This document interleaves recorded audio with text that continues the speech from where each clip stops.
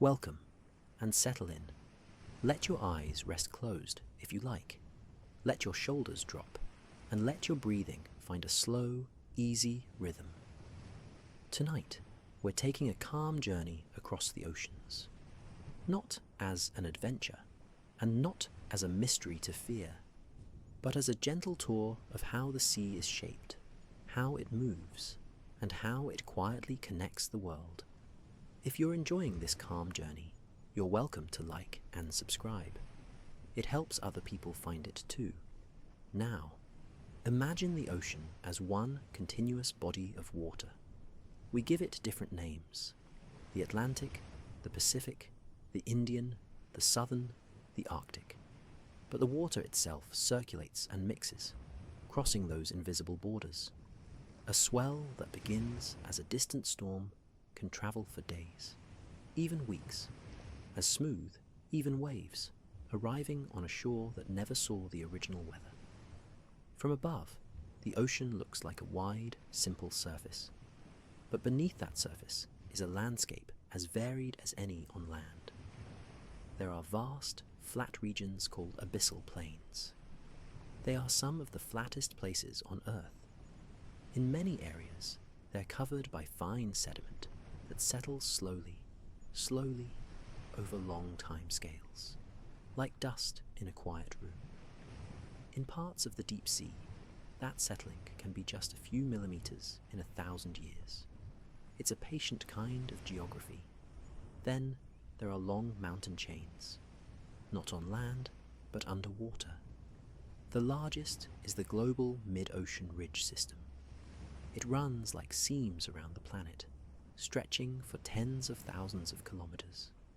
In places, these ridges rise high enough to form islands above the surface. But most of the time, they remain hidden, shaping the seafloor in the dark. These ridges are closely linked to plate tectonics. At many ridges, the seafloor is slowly spreading apart. Hot material from deeper inside Earth rises, cools, and forms new oceanic crust. It's one of the reasons the seafloor is, on average, much younger than the continents. The deep ocean floor is constantly being created, and, elsewhere, constantly being recycled. That recycling happens at trenches. Ocean trenches are long, narrow depressions, where one plate bends and slides beneath another. They are the deepest parts of the ocean. But even here, the mood does not have to be dramatic. You can think of a trench as a slow fold in the Earth's surface, a place where the planet quietly reshapes itself, centimeter by centimeter, year by year. Between ridges and trenches, the seafloor is dotted with seamounts. A seamount is an underwater mountain, usually volcanic in origin, that rises from the surrounding seabed but does not reach the surface. There are many thousands of them. Some are isolated, like solitary peaks.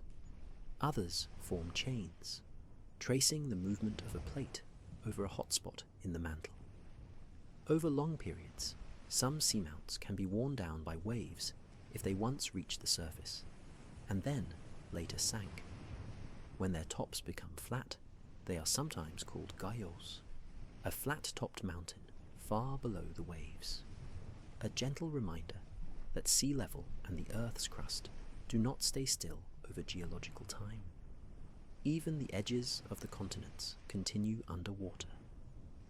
The coastline is only the beginning. Beyond it lies the continental shelf, often relatively shallow, sometimes stretching far from land. Then comes the continental slope, where depth increases more quickly. And beyond that, the deep ocean basin begins in earnest. If you picture the seafloor as a whole, it becomes easier to see that oceans are not simply deep. They have structure, they have regions, they have texture. For a long time, humans could only guess at that hidden terrain.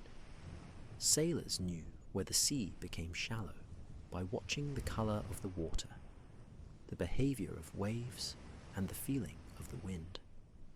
They learned to read the ocean surface, because the surface often hints at what lies beneath. Later, depth began to be measured more directly. Early soundings used ropes and weighted lines. They were simple and labor-intensive, and they offered only a single point at a time. But even those slow measurements began to reveal that the seafloor was not an endless, featureless void. In the modern era, sonar mapping transformed our understanding. Sonar uses sound pulses and listens for their echoes. Because sound travels efficiently through seawater, it can be used to measure depth across wide areas. Over time, those echoes became maps, and the maps became a kind of underwater atlas. It's soothing to remember that so much of what we know about the deep ocean comes from listening, not from bright lights, not from rushing movement, but from patient pulses of sound and careful interpretation. Now, let's gently shift from the shape of the seafloor to the idea of depth itself. Ocean scientists often describe the water column in zones based on light. Near the surface is the sunlit layer where daylight can support photosynthesis. This is often called the epipelagic zone. It's where much of the ocean's familiar activity occurs: drifting plankton, schooling fish, and at times larger animals passing through. Below that is a region where light fades quickly, not suddenly like a switch, but steadily, meter by meter. This is sometimes called the twilight zone, or mesopelagic zone. In this layer, the sun's energy is present, but reduced. Colors change, shadows soften, and visibility depends more on sensitivity than brightness. Deeper still, sunlight becomes too weak to matter. This is the midnight zone, or bathypelagic zone, where the ocean is not empty, but simply unlit by the sun. And below that lies the abyssal zone, and, in the deepest trenches, the hadal zone. These names can sound intense, but they describe a calm reality: water, pressure, darkness, and life that has adapted to quiet conditions over immense time. Pressure increases with depth. It rises by about 1 atmosphere for every 10 meters of seawater. That means that, in the deep ocean, pressure is high compared to the surface. Yet life there is not crushed in the way we might imagine. Deep sea animals are built for that pressure. To them, it is normal. Their bodies are not fighting it. They belong to it. One of the most peaceful patterns in the ocean is the daily movement of life through these layers. Every evening, in many regions, countless animals rise toward the surface to feed, and before dawn, they drift back down again. This is known as diel vertical migration.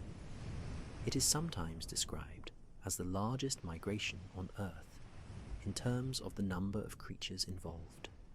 It happens quietly, reliably, like a slow tide of living things. When sunlight cannot reach, the ocean's energy must come from other sources. Some of it comes from the steady rain of organic material drifting down from the surface. Tiny fragments, sinking slowly, feeding deep communities. It's not a feast. It's more like a continual, delicate snowfall. And some energy comes from places where the Earth itself offers chemistry as fuel. Hydrothermal vents are one example. They occur where seawater circulates through hot rock, becomes enriched with dissolved minerals, and then flows back out. Around certain vents, organisms can use chemical energy rather than sunlight. It's a different kind of ecosystem, not eerie, just unfamiliar, and quietly impressive. When people first discovered thriving communities near vents, it expanded our understanding of what habitable can mean. It showed that life can build itself around energy sources that do not involve the sun directly. And it reminded us that the ocean contains not only depth, but variety. Now, consider the ocean's color at the surface. The blues, the greens, the shifting shades under clouds. Those colors are not only aesthetic, they are clues. In clear, open water, blue light tends to travel further than other colors. That's part of why the open ocean often appears deep blue. In coastal areas, where water contains more particles and life, the color can shift toward green or even brown. It's not a judgment of clean or dirty. It's simply an indicator of what is suspended in the water and what kind of life is present. Even the way the ocean reflects the sky changes with angle and mood. A low sun can turn waves into a ribbon of silver. A calm surface can mirror clouds. A windy surface breaks the reflection into countless tiny highlights. All of these surface details are connected to what is happening underneath and to what is happening far away. Because the ocean is not still, it is always moving, even when it looks calm. Waves move energy, currents move water, and beneath them, deeper currents move on slower schedules, like great conveyor belts that take years, decades, or longer. For now, just hold that idea gently. The sea is connected from basin to basin. It has structure below and motion throughout. And as you rest, you can let your mind drift across those underwater plains, along the long ridges, past quiet seamounts, and down toward the deeper layers, where the ocean becomes not frightening, but simply peaceful, steady, and vast. Now, let's stay with that quiet idea of movement, because the ocean is not a single, still volume of water. It is layered, and it is flowing. At the surface, winds help push water into broad patterns called gyres. A gyre is a large, slow swirl that can span an entire ocean basin. In the northern hemisphere, many surface gyres turn clockwise. In the southern hemisphere, many turn anti-clockwise. The details vary, but the overall motion is steady, like a very slow stirring. One of the most famous current systems is the Gulf Stream. It begins in the region of the Gulf of Mexico and flows northeast across the Atlantic. It carries warm water and heat, and it influences the climate of Western Europe. It's not a single river in the sea with sharp banks. It's more like a broad, energetic pathway with eddies, side currents, and shifting boundaries. If you've ever noticed how quickly weather can change near the Atlantic, there's a connection there.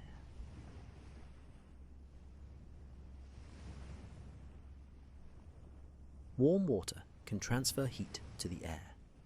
That heat can affect winds, clouds, and storm tracks. It's one reason the ocean matters, even to people who rarely see it. But the surface is only one layer. Far below, there is a slower circulation, driven by differences in temperature and salinity. This is often called thermohaline circulation.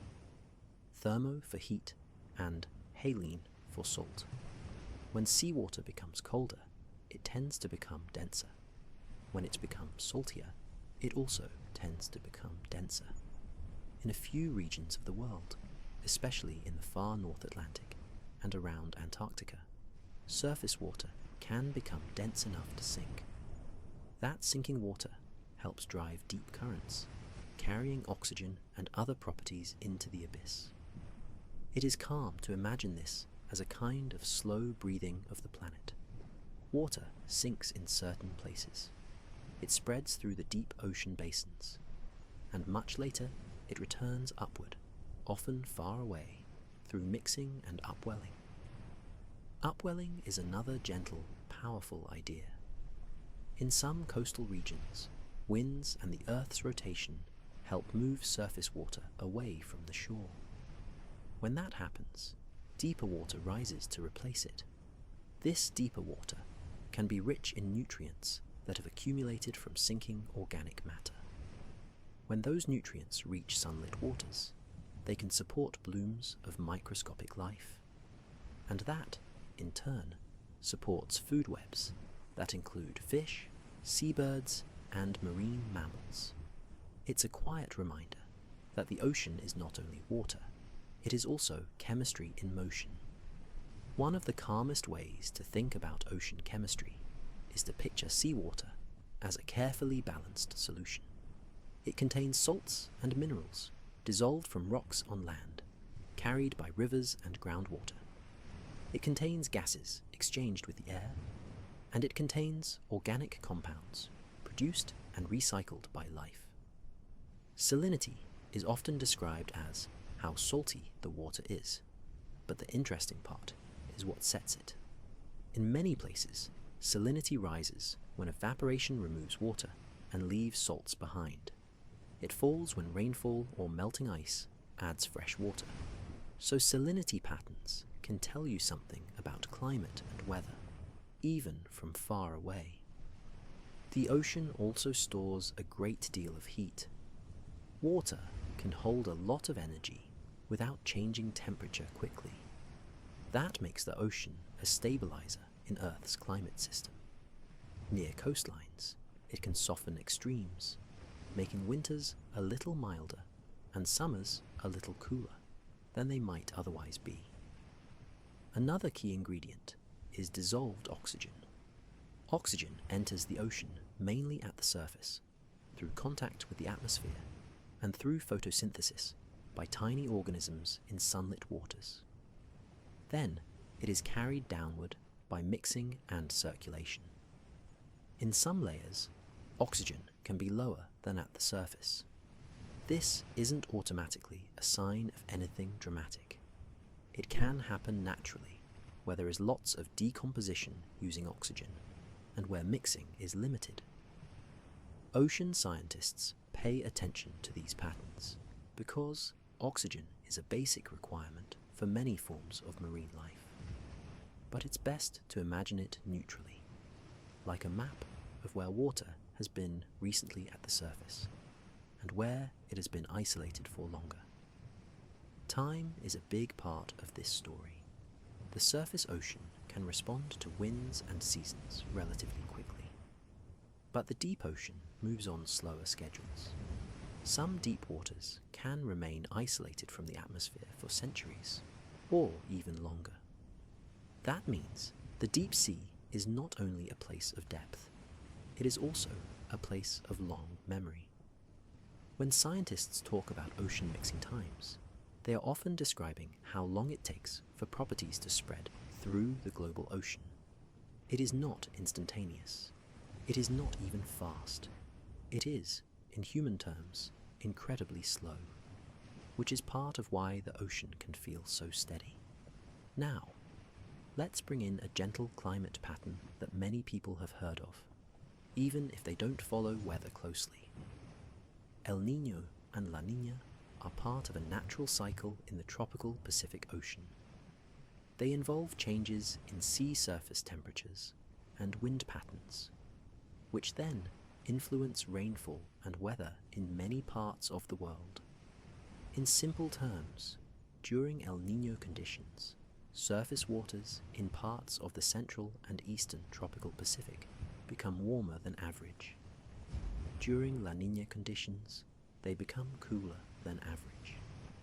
These shifts affect the atmosphere because warm water and warm air exchange energy and moisture. It's helpful to think of El Niño and La Niña not as single events, but as phases in a repeating pattern. They can shape where storms form, where droughts are more likely, and how seasons feel in different regions. But the ocean itself is not misbehaving. It is doing what fluids do on a rotating planet, finding different stable patterns over time. While we're in this calm space, it's worth noticing that the ocean is also deeply linked to the carbon cycle. Carbon dioxide, or CO2, moves between the air and the sea. Some CO2 dissolves into surface waters. Some is taken up by photosynthetic organisms. Some becomes part of shells and skeletons, or organic material, and sinks. This is sometimes described as the biological pump. Tiny organisms near the surface convert carbon into living matter. When they die, or when their waste products sink, some of that carbon is carried downward. Not all of it stays in the deep ocean, but some does, for long periods. There is also a more direct chemical side. When CO2 dissolves in seawater, it forms a set of related compounds, including carbonic acid and bicarbonate. The ocean has natural buffering systems, meaning it can resist rapid changes in acidity. But those systems have limits, and small shifts can matter for certain organisms, especially those that build shells from calcium carbonate. It's possible to talk about ocean acidification in a calm way. It does not mean the ocean is becoming acidic like vinegar. Seawater remains on the alkaline side of the pH scale. The term refers to a gradual shift toward lower pH, meaning slightly less alkaline than before. It's a subtle chemistry story, unfolding slowly and studied carefully. Now, let's rest the chemistry for a moment and think about sound. Sound travels in water differently than it does in air. Water is denser than air, and sound waves move efficiently through it. That's why whales can communicate over long distances, and why submarines and ships use sonar. There is even a layer in parts of the ocean where sound can travel especially far. This is called the SOFAR channel, short for sound fixing and ranging. It forms because sound speed in seawater changes with temperature and pressure. In some regions, these changes create a depth where sound waves bend back toward the center of the layer, staying trapped and traveling long distances with less loss.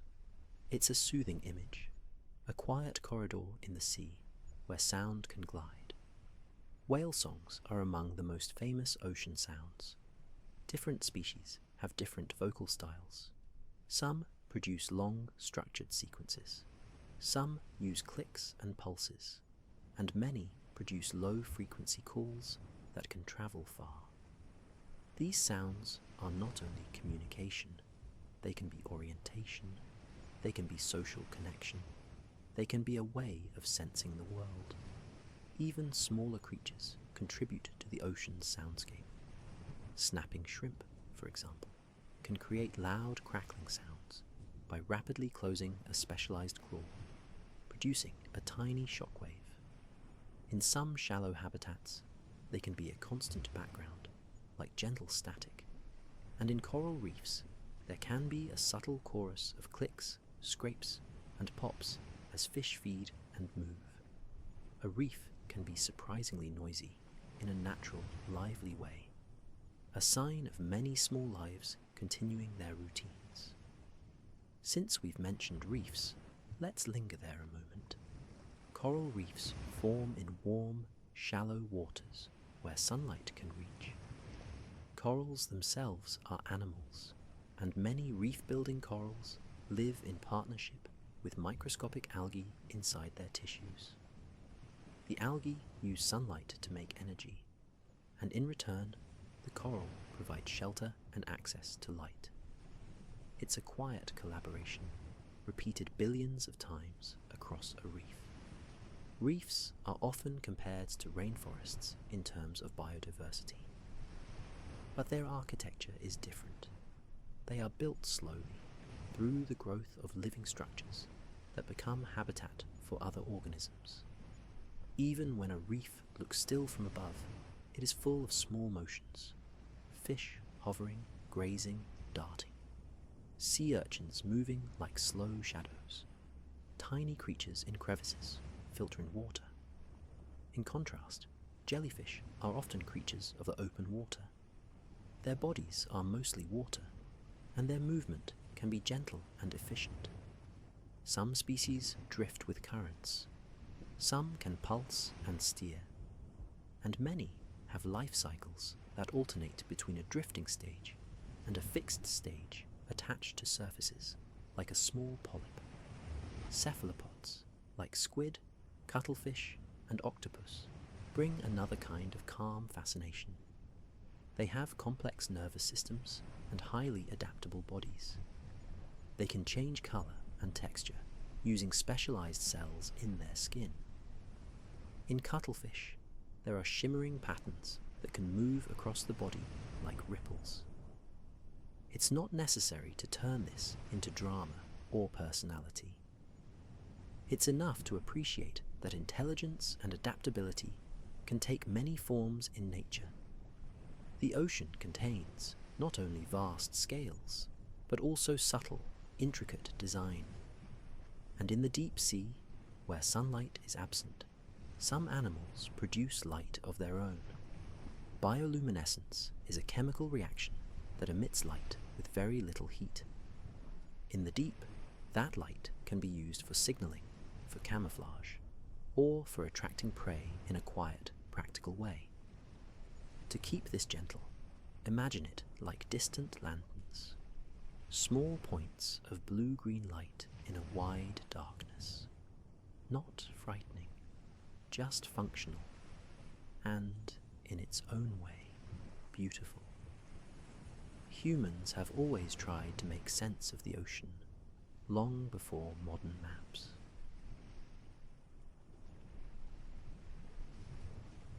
Navigation across open water required observation and memory. Polynesian wayfinding is a particularly elegant example. Navigators use the rising and setting points of stars, the patterns of ocean swells, the winds, cloud shapes, and the presence of birds. They learned to read subtle cues, building an internal map that was part astronomy, part oceanography, and part lived experience. In a calm sense, it reminds us that the ocean has always been a place of connection, not only a barrier, but a pathway.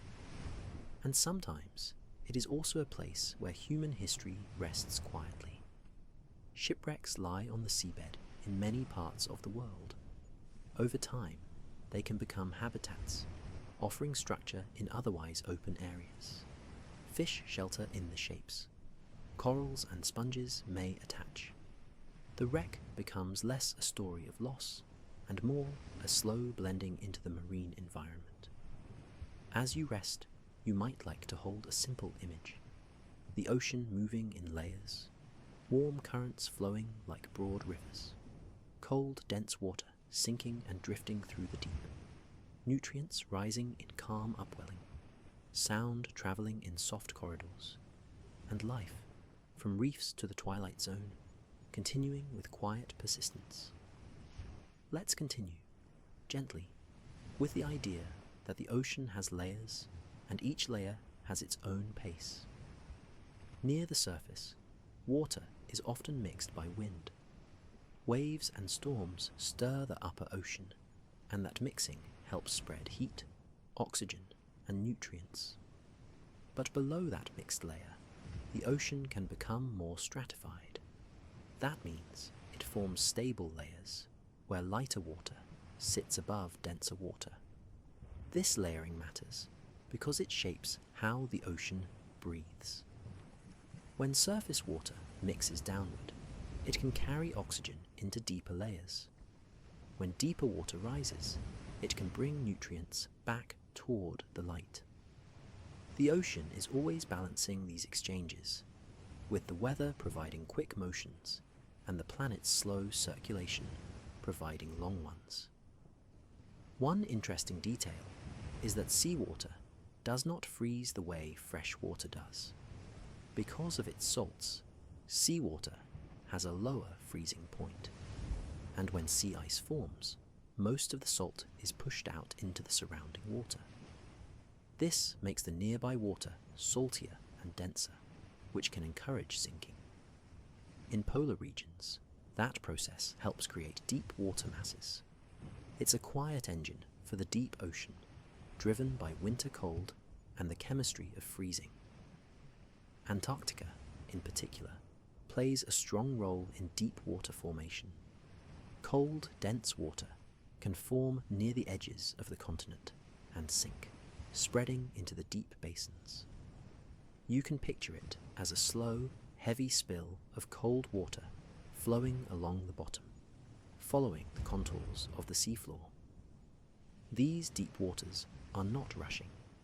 They move at speeds that may sound almost laughably small. But because the ocean is vast, and because the flow continues, the total effect is powerful. Now, if the deep ocean moves slowly, how does it ever mix? Some mixing happens through turbulence, created by currents flowing over rough seafloor. Seamounts and ridges are not just scenery. They can stir the water above them. As currents pass over these features, they create internal waves, somewhat like underwater tides, that can break and mix water layers. It's another reminder that the seafloor and the water column are linked. The shape of the bottom can influence the chemistry and temperature far above it. Speaking of tides, it's calming to remember that tides are not only coastal waves, they are a global movement of the ocean, driven primarily by gravity. The moon's gravity creates tidal bulges in the ocean. The Earth rotates beneath these bulges, giving us the familiar rise and fall of sea level in many locations. The sun also contributes, and when the sun and moon align, tides can be stronger. When they are at right angles, tides can be weaker. But the ocean doesn't respond the same way everywhere. The shape of coastlines, the depth of water, and the contours of the seafloor all influence how tides behave. In some places, tides are gentle. In others, they can be dramatic, with large differences between high and low water. Even in the deep ocean, tides exist. They create slow oscillations that can help generate internal waves and mixing. Again, the theme is quiet power. Now, let's take a slow look at the ocean's basins. An ocean basin is not just a hole filled with water. It is a structured container with ridges, plains, and trenches, forming boundaries and pathways for deep currents. The Pacific Ocean is the largest basin, and it contains some of the deepest trenches. The Atlantic is narrower, but it has a prominent mid-ocean ridge running down its center. The Indian Ocean has its own ridge system and unique circulation patterns shaped by monsoons. The Southern Ocean, surrounding Antarctica, is particularly important for global circulation. It connects the major basins, and its currents can circle the planet with relatively few land barriers. One of the most notable is the Antarctic Circumpolar Current. It flows around Antarctica from west to east. It is driven by strong winds and the Earth's rotation, and it helps link water masses between ocean basins. Because it loops around the globe, it can move an enormous volume of water. Even if you never memorize these names, the feeling of the system matters. The oceans are connected. They are one moving body with different pathways and different tempos. Now, let's return to light and how it fades with depth. Sunlight entering the ocean is scattered and absorbed. Different colors are absorbed at different rates. Red light disappears quickly, then orange and yellow. Blue and green can travel further, which is why deeper scenes often appear bluish. That means that color in the ocean is partly a surface phenomenon. At depth, the world becomes more about contrast than hue. Many animals near the surface have color patterns that work in sunlight. But deeper down, where sunlight is minimal, other strategies appear. One of the gentlest, most elegant, is counter-illumination. Some midwater animals produce light on their underside, matching the faint downwelling light from above. To a predator looking up, they blend in, reducing their silhouette. It's like having a built-in dimmer, tuned to the darkness. Bioluminescence itself is widespread in the deep ocean. It's not a rare trick. In some layers, a large fraction of animals can produce light in some way. The chemistry often involves a molecule called luciferin and an enzyme called luciferase. When they react, light is emitted. Different species have slightly different systems, producing different shades and patterns. In calm terms, think of it as a language of light. Brief flashes, soft glows, occasional pulses. Sometimes the light is used to startle, to distract, or to confuse. Sometimes it is used to communicate or attract mates. Sometimes it is used to lure prey in a very simple, practical way. But it doesn't need to feel dramatic. It's simply adaptation to an environment where sunlight does not reach. Now, let's gently include whales again, because they are a natural bridge between the surface and the deep.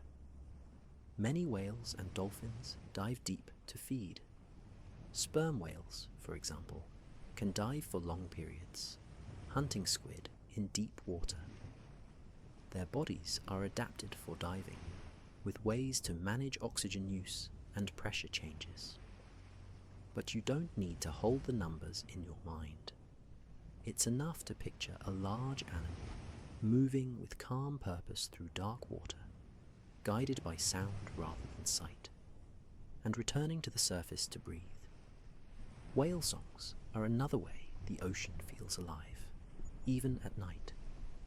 Low-frequency calls can travel far, and in the open sea, where visibility can be limited, sound becomes a primary sense. The ocean is full of sound, but it is not necessarily loud in a human sense. Much of it is low and continuous.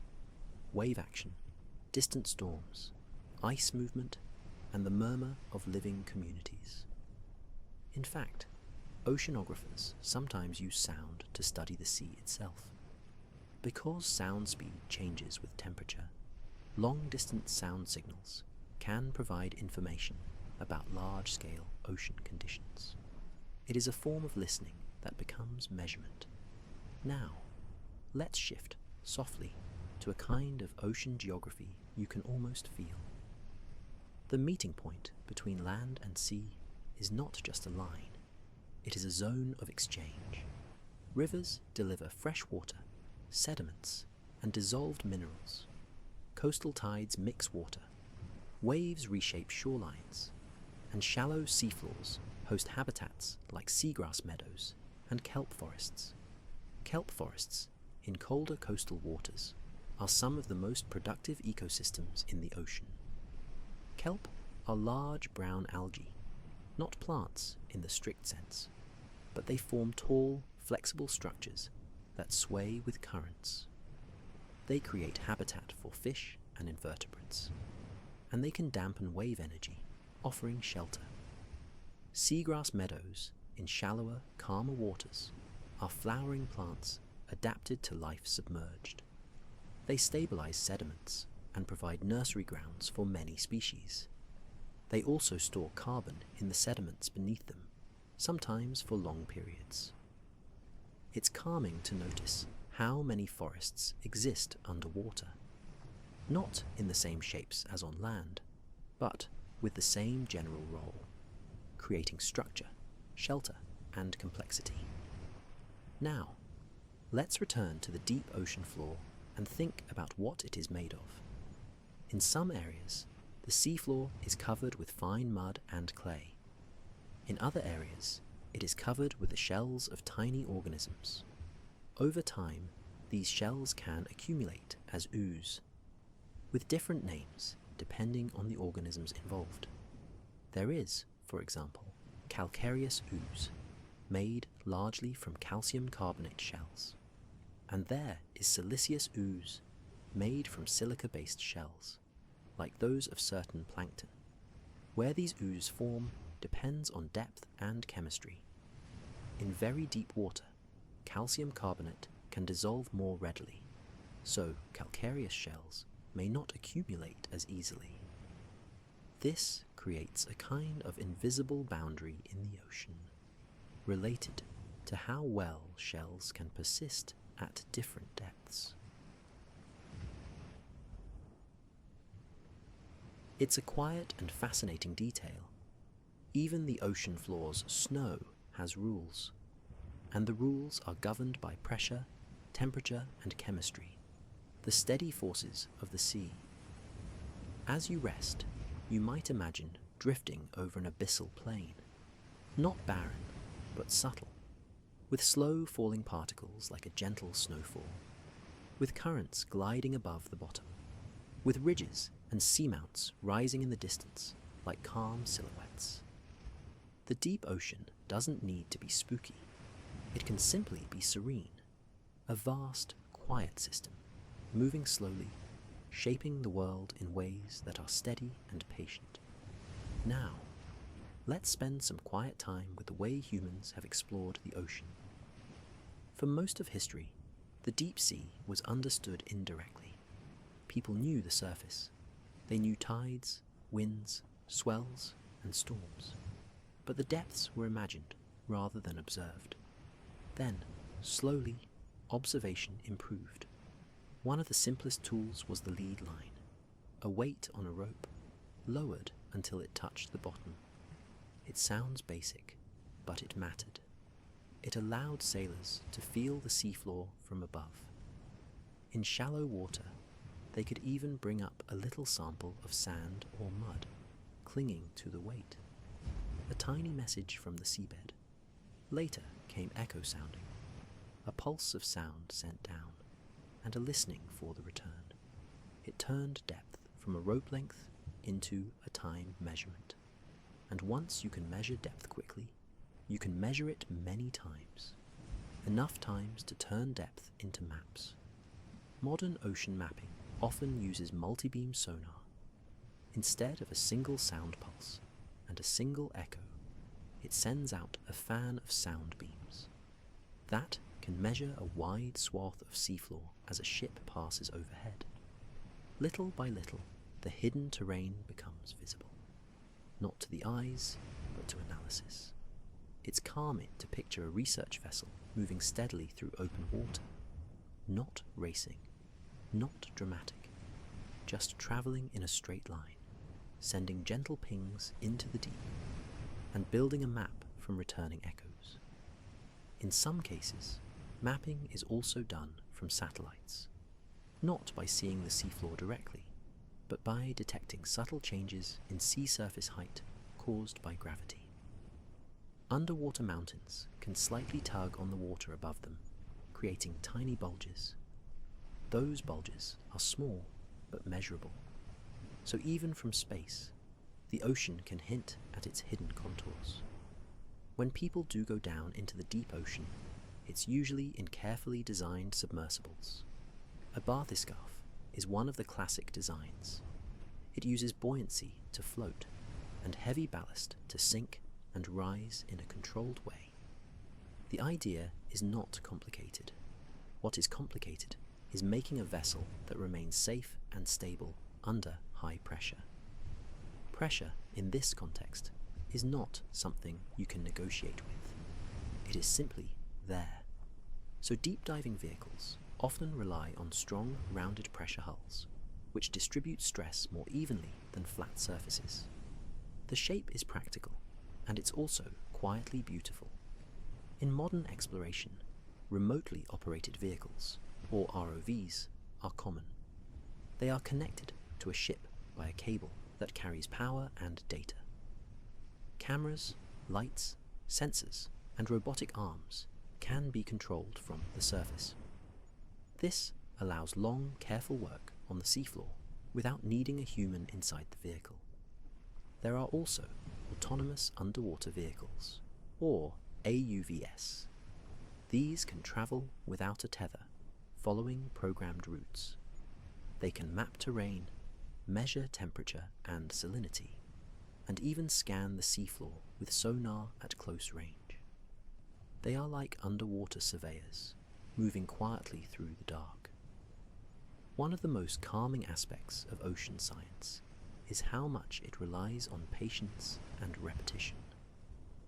A ship crosses the same region many times. Sensors measure the same variables again and again. The goal is not excitement, it is understanding.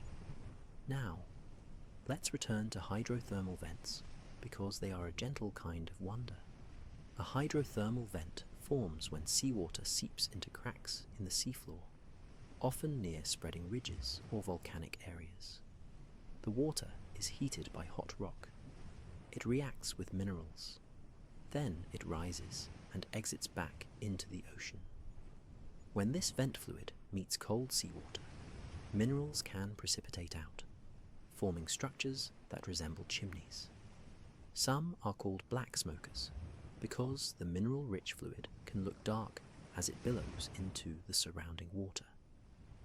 But the smoke is not soot. It is tiny mineral particles. Around certain vents, life can thrive without sunlight. Microbes use chemical energy from compounds like hydrogen sulfide, and larger organisms can form communities that depend, directly or indirectly, on those microbes. It's a calm reminder that ecosystems don't always require daylight. They require energy and a way to use it. Vents also influence ocean chemistry. They add minerals and heat, and they help circulate seawater through the crust. In a sense, the ocean and the Earth's interior have a quiet conversation through cracks and currents over immense time. Now, while we're thinking about time, consider how long it takes for water to move through the deep ocean. If a parcel of water sinks in the North Atlantic, it does not immediately return. It spreads slowly through deep basins. It may take centuries before it rises again and reconnects with the surface. In that sense, the deep ocean is a reservoir of the past. This is one reason ocean scientists are interested in tracers. Certain chemicals and isotopes can act like timestamps. They can indicate how long water has been away from the surface, or where it has traveled. The idea is soothing. The ocean has pathways, but it also has memory. Not a storybook memory, but a measurable one. Now, let's come back to something you can almost picture easily. Waves. A wave at the surface is mostly energy passing through water, rather than water itself traveling long distances. Individual water particles move in small circles as a wave passes. The wave shape moves forward, but the water mostly stays near where it started. That's why ocean swells can travel across entire basins. A storm far away can send energy outward in all directions. When that swell reaches a coastline, it may look calm, regular, and rhythmic, even if the storm that created it is long gone. Currents are different. Currents involve actual transport of water. Surface currents are influenced by wind, by the Earth's rotation, and by the shape of coastlines. Deep currents are influenced by density differences and the structure of the ocean basins. And in between, there are eddies. Eddies are like weather systems in the sea, rotating pockets of water that can be tens or even hundreds of kilometers wide. They can trap water, carry heat, and move nutrients. They are part of the ocean's everyday texture. Now, let's step gently into human history again, with navigation. Before modern instruments, open ocean travel depended on careful observation. Stars were essential. So was the sun and the moon. But so were subtle ocean cues. Ocean swells can carry the signature of distant winds. Even when local winds change, underlying swells can keep their direction. Skilled navigators learned to feel and interpret these patterns. They also watched birds. Some seabirds range far from land, but others tend to stay within certain distances. Clouds can also hint at islands, because land can influence how clouds form. In Polynesian traditions, these observations became a refined practice of wayfinding. Not just a set of tricks, but a deeply learned skill. It combined memory, pattern recognition, and calm attention. It's comforting to imagine someone standing on a canoe at night, reading the sky and the sea, not with anxiety, but with quiet confidence. Now, a softer note on shipwrecks. Many shipwrecks rest on the seafloor as quiet time capsules. In deep, cold water, some materials can persist for long periods, because decay is slower. In shallower waters, waves and currents can break structures down more quickly, and marine organisms can colonize surfaces. In many cases, wrecks become artificial reefs. They provide shelter and complexity. Fish gather, sponges and corals attach. The ship becomes part of the habitat. It's not necessary to imagine the moment of loss. You can simply imagine the present state, a structure resting, stable, slowly changing, providing a home for new life. Now, let's return once more to the chemistry of the sea in a calm, practical way. The ocean contains more than salt. It contains a wide range of dissolved ions, like sodium and chloride, but also magnesium, sulfate, calcium, and potassium. These ions influence how seawater behaves, including its density and its ability to carry electrical currents. Salinity is often measured in practical salinity units, and while the number may vary, the ocean is remarkably consistent on a global scale compared to many other natural waters. Local changes matter, but the overall composition is stable enough that scientists can make precise calculations from it. Temperature and salinity together help define water masses. A water mass is a body of water with a characteristic range of temperature and salinity, formed in a particular region, then carried away by currents. In a way, the ocean has fingerprints, and those fingerprints travel. Dissolved oxygen, nutrients, and carbon compounds also act like fingerprints. They help scientists understand where water has been and what has happened to it along the way. All of this is measured with instruments that are, in their own way, quietly elegant. There are devices lowered from ships that measure conductivity, temperature, and depth. Conductivity helps estimate salinity. Together, these measurements reveal the structure of the water column, layer by layer. There are also drifting floats that travel with currents, diving and rising on schedules, sending data back by satellite when they reach the surface. They are like small, patient messengers, spread across the oceans, creating a picture of how the sea changes through seasons and years. As you rest, you might like to imagine those floats moving slowly in the dark, not searching, not hunting, just measuring, just listening, just being carried. The ocean is vast, but it is not unknowable. Piece by piece, through careful mapping, gentle sound pulses, steady sensors, and calm observation, we've learned to describe its shapes, its layers, its chemistry, and its slow, steady circulation. And you don't have to remember details. You can simply let the ideas drift by, like a slow current in the background, steady, connected, and quietly reassuring. Now, let's take a calm tour through a few of the ocean's depth zones again, this time focusing on what each zone feels like in practical terms. Near the surface, in the sunlit waters, Life is often shaped by light and motion. Waves mix the water. Wind creates ripples and whitecaps. Sunlight changes by the hour.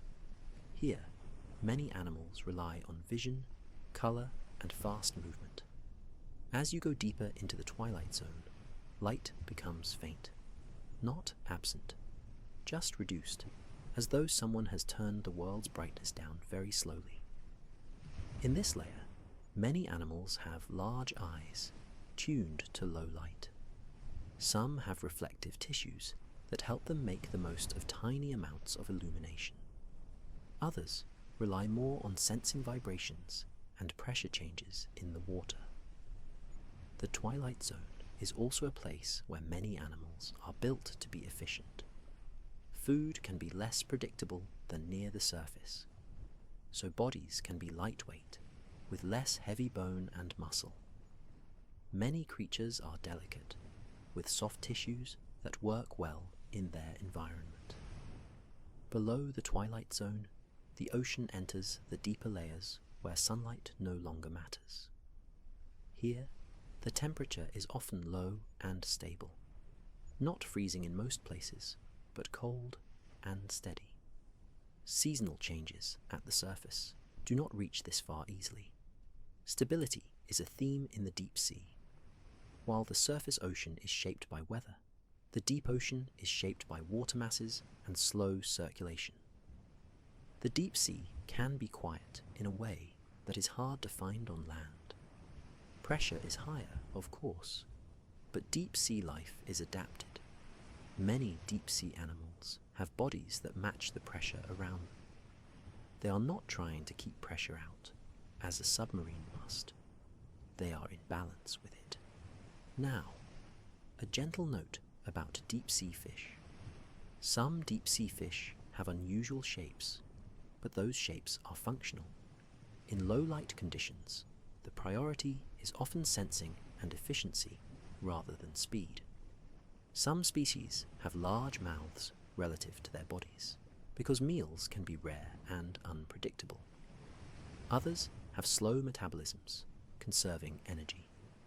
You can picture them not as monsters, but as calm, specialized animals, designed for a particular niche.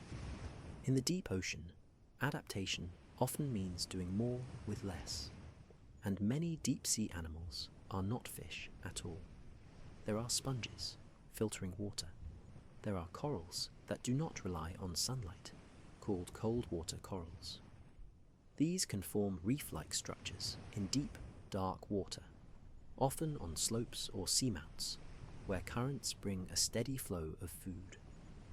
Cold water corals grow slowly. They can form habitats for fish and other organisms, creating structure in places that might otherwise be more open. There are also sea stars, sea cucumbers, and brittle stars. Sea cucumbers, in particular, can be common on abyssal plains. They move slowly across the seafloor, feeding on organic material in the sediment. They are part of the ocean's recycling system, quietly processing what falls from above.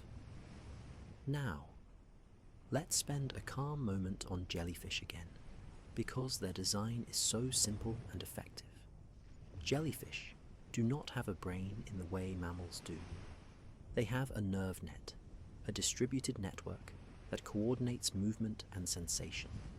Some have simple sensory organs that detect light, orientation, and chemicals in the water. Their bodies are mostly water, held in a shape by a thin layer of tissues. This makes them buoyant and efficient. Their movement can be gentle, a slow pulse, a drift, a pause. Many jellyfish have complex life cycles. A tiny polyp attached to a surface can bud off small free-swimming forms, which then grow into the familiar bell-shaped animal. This means the ocean can hold jellyfish populations in more than one form at once, in different habitats. Now, let's add cephalopods, especially squid, because they connect surface and deep worlds. Many squid are active swimmers. They use jet propulsion, taking water into their mantle cavity and expelling it through a siphon. This can be fast, but it can also be controlled and smooth. Some deep-dwelling squid species have large eyes, adapted to faint light, and some carry bioluminescent organs that can produce soft glow patterns. Again, not for drama, but for communication, camouflage, and orientation. Octopuses are often associated with the seafloor. They are flexible and curious animals, with strong problem-solving ability in certain contexts. They can explore crevices, manipulate objects, and change color and texture rapidly. But it's not necessary to treat them as characters. It's enough to note that the ocean supports multiple kinds of intelligence, distributed across very different bodies. Now, let's return to the idea of the ocean as a chemical environment. Seawater is a solution of gases as well as salts. Oxygen and carbon dioxide are exchanged with the atmosphere at the surface. The colder the water, generally, the more gas it can hold. That's one reason cold polar waters can take up oxygen efficiently. As water sinks and moves into the deep ocean, it carries oxygen with it. Over time, that oxygen can be used by organisms and by decomposition. So deep water can gradually lose oxygen as it ages, until it is refreshed again by circulation. This is one reason the ocean's age matters. When scientists talk about old deep water, they often mean water that has been isolated from the surface for a long time. Now, imagine the ocean's slow overturning as a loop. In some regions, dense water sinks. It spreads along the bottom. It mixes and warms slightly. It rises, often far away, through upwelling and mixing. Then it returns to the surface currents. This loop is not a single pipe. It is not perfectly regular, but the overall effect is a slow global circulation, like a gentle conveyor.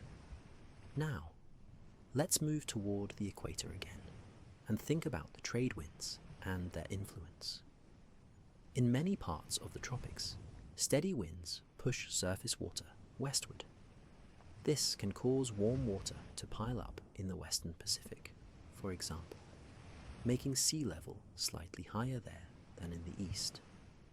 It can also affect the depth of the thermocline, the layer where temperature changes quickly with depth. During El Niño conditions, those trade winds can weaken, allowing warm surface water to spread eastward. During La Niña conditions, trade winds can strengthen, reinforcing the usual pattern. The thermocline shifts, and so do upwelling patterns. That can influence nutrient supply, which influences marine life, which then influences fisheries and weather patterns. But, again, it's best to hold it calmly. It is a coupled system: ocean and air, water and wind, finding different balances over time. Now, let's go back to the edges of continents and a process that is both gentle and important. Submarine canyons are valleys carved into the continental slope. Some are connected to river systems on land. Others may be shaped by underwater landslides and sediment flows. These canyons can act as pathways, moving sediments and organic material down into the deep sea.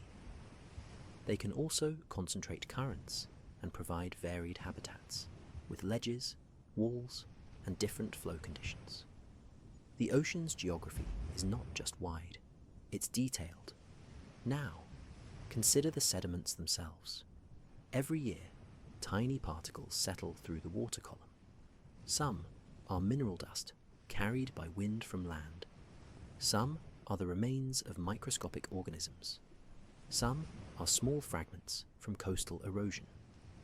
Over long time scales, these sediments record Earth's history.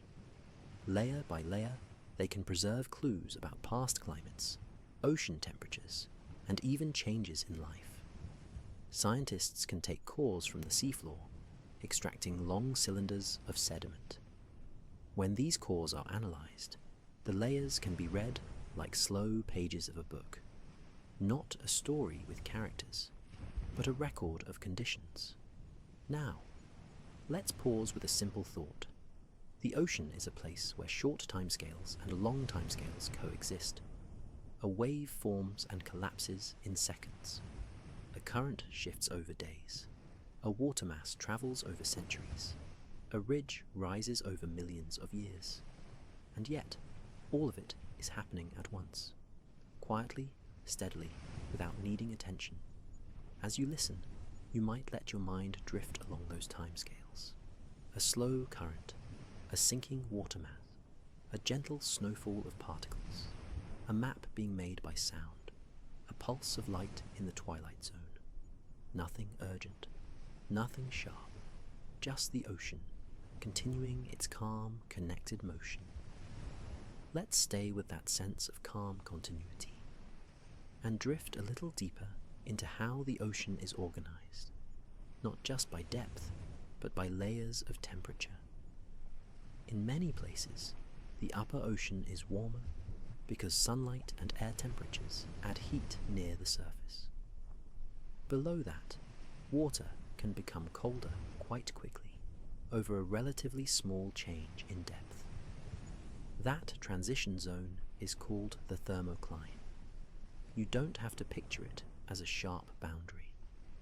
It's more like a gentle slope in temperature, where each meter down is slightly cooler than the one above, until the deep ocean settles into a stable cold. This layering matters because it helps explain why the surface can change rapidly while the deep sea remains steady. Storms can mix the surface layer, but they often cannot reach far beyond it. So the deep ocean stays calm and consistent, like a quiet room beneath a busy street. Now, let's add another layer, one that is invisible but very real: density. Seawater density depends mostly on temperature and salinity. Warmer water is usually less dense. Saltier water is usually more dense. And small differences spread across the ocean can guide large movements. Oceanographers sometimes picture the sea as a set of water masses stacked and sliding. Each water mass has a history. It formed in a certain region under certain conditions, then travelled outward, slowly blending at the edges. One reason this is so calming is that it turns the ocean into something understandable. Not a single, featureless body, but a structured system with gentle rules. Now, think about the deep ocean as a place where the water is, in a sense, older. Near the surface, water might be in regular contact with the atmosphere. It exchanges gases. It warms and cools. It responds to seasons. But deep water can remain below for very long periods. In human terms, it is slow beyond imagination. It is not rushing to arrive anywhere. It simply moves as part of a global balance. When scientists talk about ventilation, they often mean the process by which water is supplied with oxygen at the surface, then carried into deeper layers. That oxygen supports life far below the sunlit zone. So, a deep current is not just a movement of water. It is also a delivery system. And while we're here, it's worth noticing something gentle about oxygen itself. In air, oxygen is abundant and easy to forget. In the ocean, oxygen is a property that can vary, like temperature. It can be high near the surface, where water meets the atmosphere, and where photosynthesis adds oxygen in daylight. It can be lower in certain mid-depth layers, where many organisms are consuming oxygen and mixing is limited. This doesn't need to feel alarming. It's part of the ocean's natural texture, like a map showing where water has recently breathed at the surface, and where it has been resting deeper for longer. Now, Let's drift into another calm ocean map, one drawn not with colour, but with salt. Salinity patterns are shaped by evaporation and rainfall, by river input, and by freezing and melting. In places where evaporation is strong, surface waters can become saltier. In places with heavy rainfall, or where rivers pour in, salinity can be lower. And because salinity affects density, those patterns can influence circulation. So weather and climate leave fingerprints in the sea, and the sea returns the favour, shaping the atmosphere above it. Now, let's return to currents, but in a way that feels gentle and grounded. Surface currents often follow broad, curving paths. They can carry heat, and they can carry living things too. Eggs, larvae, drifting organisms, and floating habitats. Some animals use these pathways, some simply ride them, and some, like turtles and certain fish, can navigate within them, choosing when to drift and when to swim. Even tiny organisms respond to currents. Plankton are often described as drifters, but many can move vertically, rising and sinking by day and night, or by life stage. That means that even a drifting life can have choices, just on a different scale. Now, let's spend a little time on something that is easy to overlook because it sounds simple. The ocean's surface is not flat, not only because of waves, but because of currents, temperature, and gravity. Warm water expands slightly and can sit a little higher, and large currents can create gentle slopes across ocean basins, sometimes only measured in centimeters over long distances. Yet those small slopes can help drive flow. It's another quiet lesson of the ocean. Small differences, stretched across vast distances, become powerful. Now, let's float down to the seafloor again and take a slow look at the places where geology and biology meet. Not all deep seafloor is soft sediment. In some areas, bare rock is exposed. There are lava flows along ridge systems. There are rocky outcrops on seamounts. There are steep slopes where sediment cannot easily settle. These hard surfaces matter because they offer places for certain organisms to attach. Sponges can anchor, corals can grow, and small creatures can find shelter from currents. Cold water corals are especially interesting here. Unlike tropical reef corals, they do not rely on sunlight.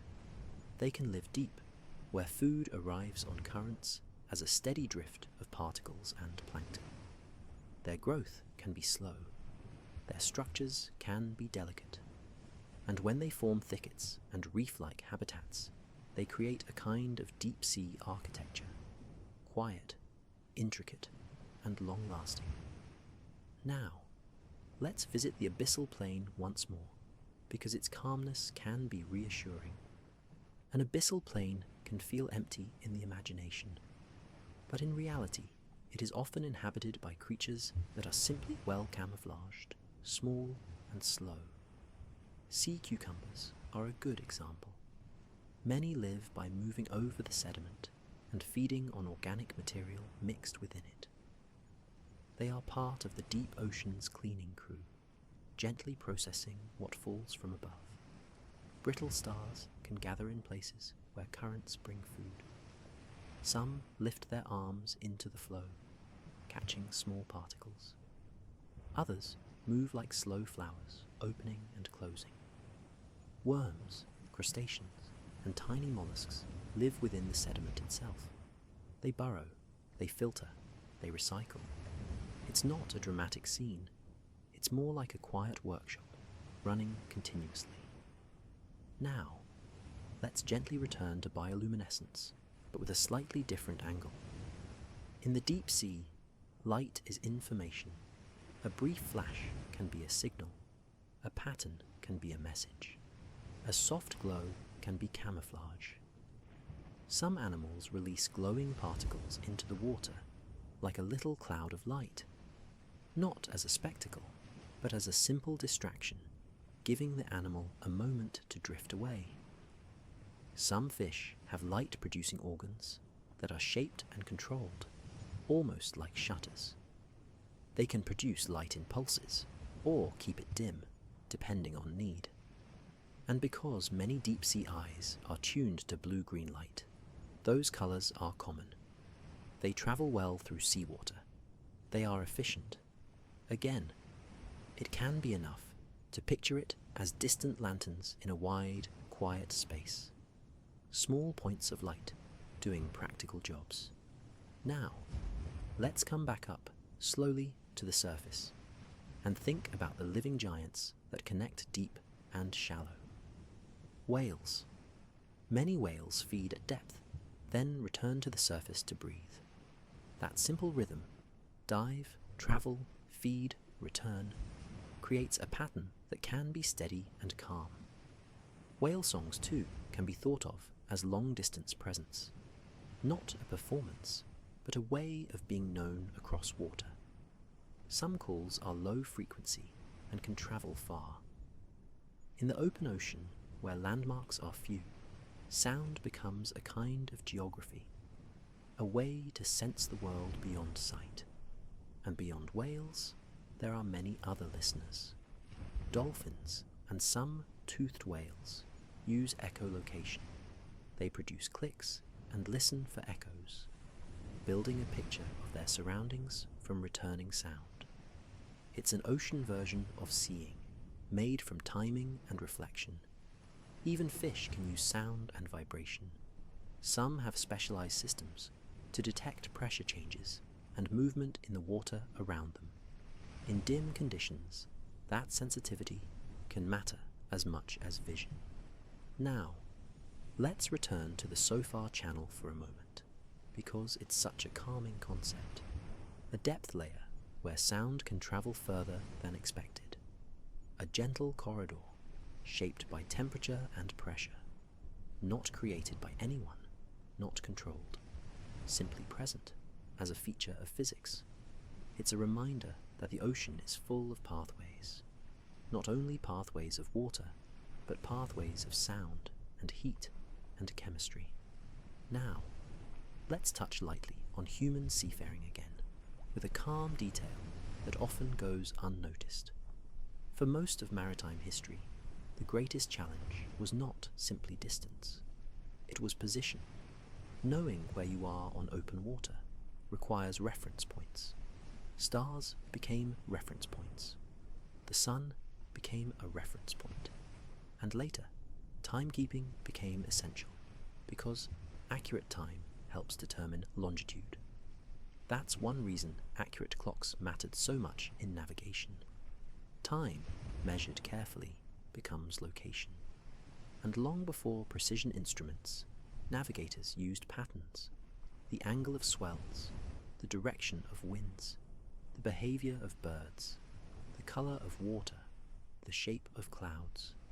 It was a skill of calm attention. Now, let's consider one more quiet form of ocean exploration. Sometimes, exploration is simply taking a sample, carefully, a sediment core, a water sample from a certain depth, a measurement of temperature and salinity from the surface down. These are small actions, but they build a large picture, a picture of circulation, chemistry, and change over time. And that brings us back, gently, to the ocean's timescales. If the surface is a place of weather and seasons, the deep ocean is a place of long intervals, long mixing times, long journeys, long memory. It can be soothing to think of the ocean as holding time in layers, the present near the surface, the past resting deeper, not as a story, but as a calm physical reality. So, as you breathe slowly, you can imagine the sea continuing its quiet work. Currents moving heat without hurry, deep water carrying oxygen into darkness, particles drifting down like soft snow, sound traveling along invisible corridors, light appearing briefly then fading, and all of it, steady, connected, and calm.